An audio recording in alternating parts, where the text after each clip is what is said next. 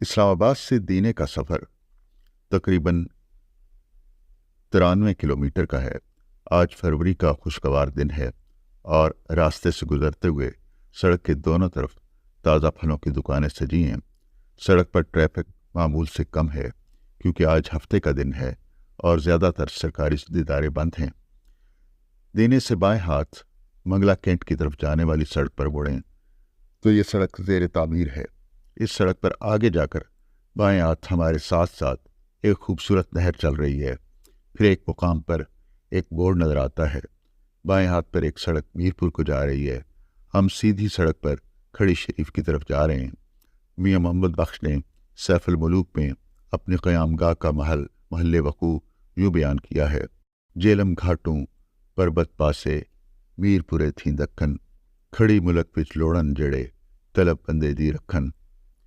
रास्ते में